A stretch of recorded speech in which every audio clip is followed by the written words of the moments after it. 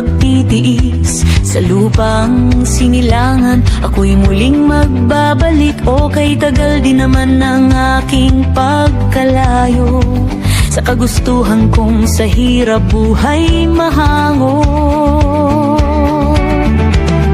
Maraming araw at gabi ang aking binuno, mga mahal ko ang nagpalakas ng aking loob.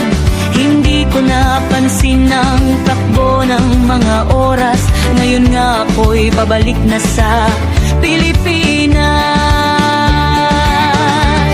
Pabilis ng pabilis ang tibok ng aking dibdib, habang ang eroplano'y palapit ng palapit sa bayan kong kay tagal ding hindi ko nasilip. Ngayon ay muli ko na itong mamamasid.